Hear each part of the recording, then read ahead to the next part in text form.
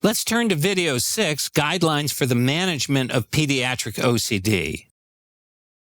Now, I will say that insight-oriented therapies don't seem to help the core obsessive and compulsive symptoms. To date, the effective treatments include individual or individual family-based cognitive behavior therapy, which includes exposure and response prevention therapy, and the potent serotonin reuptake inhibitors.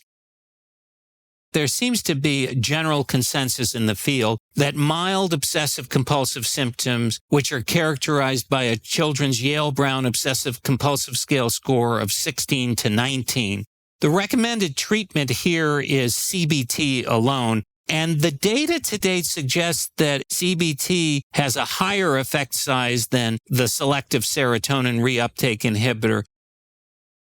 For moderate OCD symptoms with a Cybox score of 20 to 29, we recommend starting with either CBT alone or CBT plus SSRI.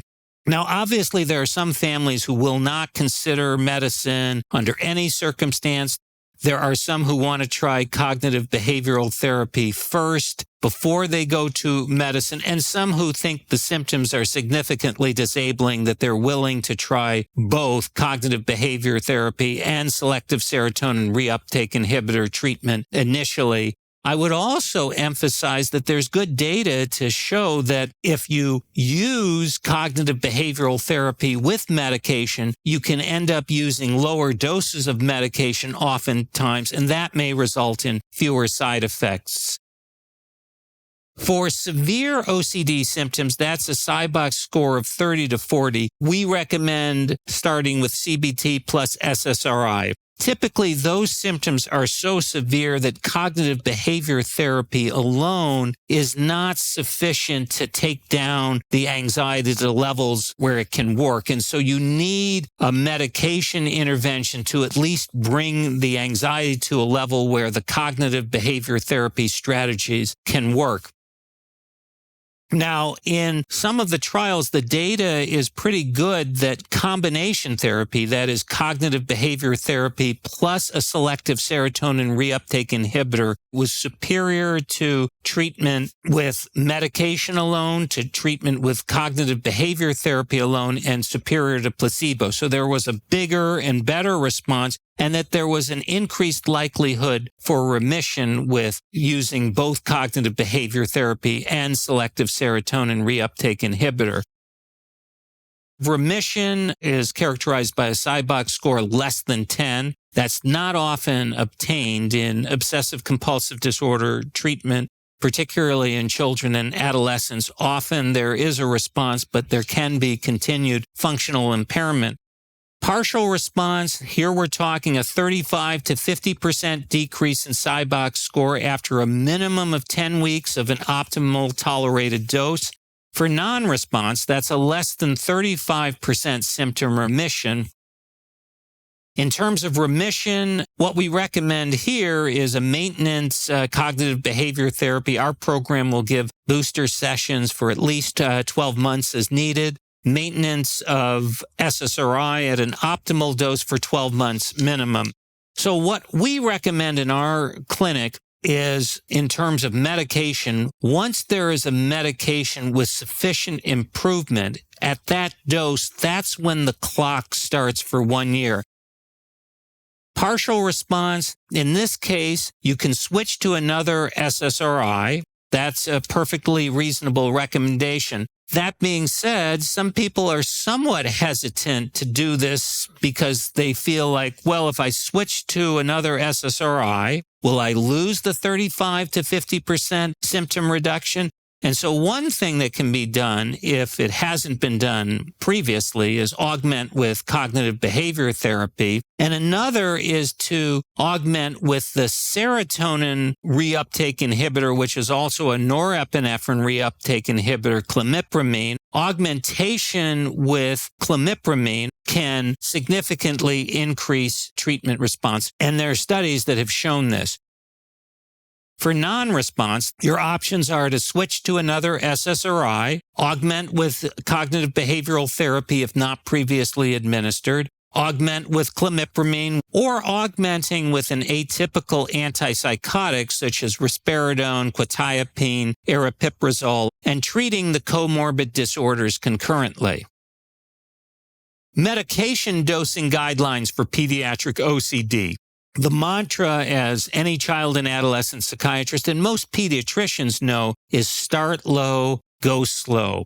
I've seen more medication approaches, more medicines that are perfectly reasonable, ruined by increasing the dose too rapidly.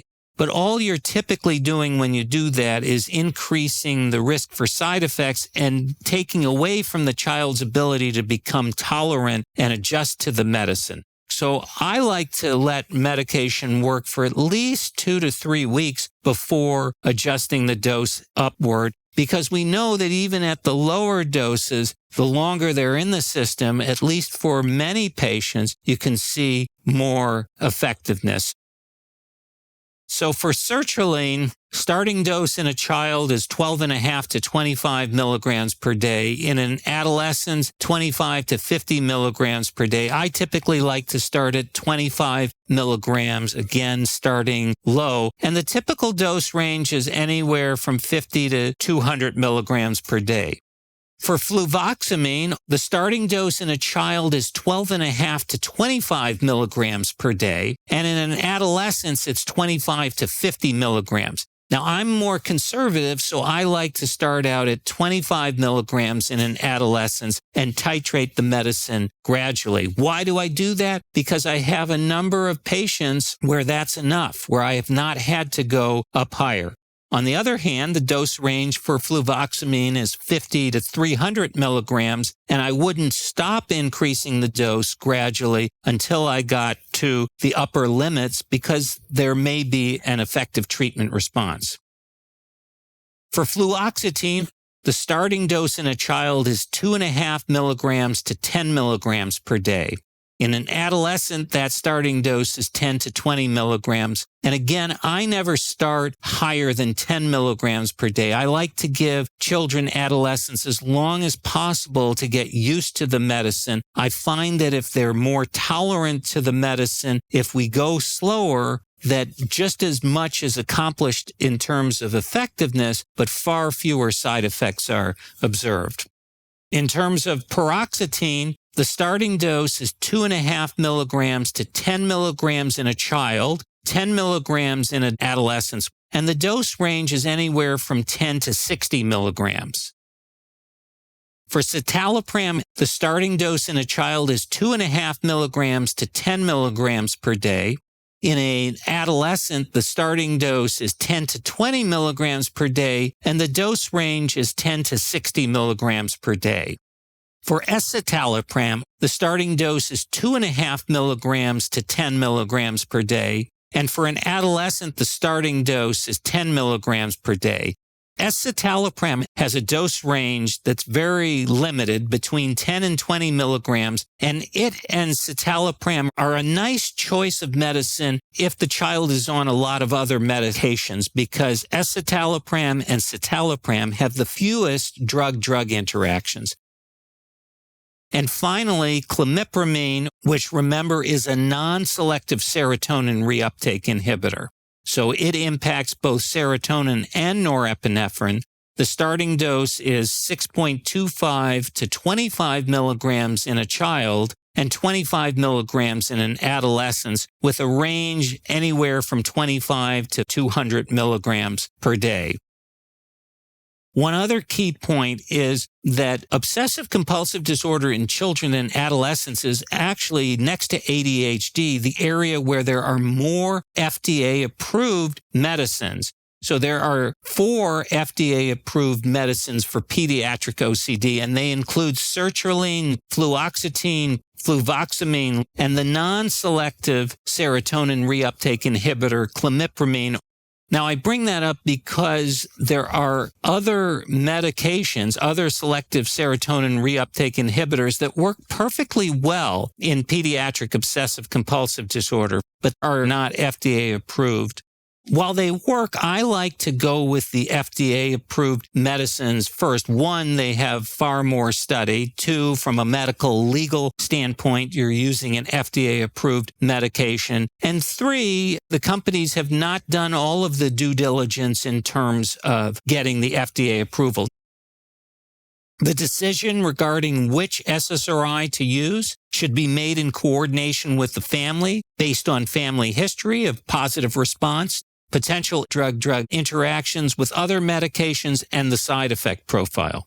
Let's say there's a child whose mother has a panic disorder and responded amazingly well to paroxetine and had a horrible side effect or non-response to fluoxetine, which is FDA approved. In that particular situation, I may want to go with the medicine where a first-degree relative had a good response.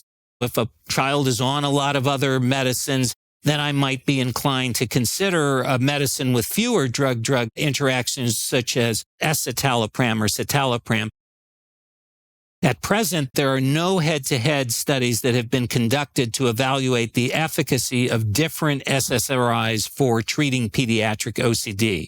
That being said, systematic review and meta-analyses have found slightly larger and less heterogeneous effect sizes in OCD patients treated with fluoxetine and sertraline compared to fluvoxamine, suggesting potential superiority of these treatments over fluvoxamine.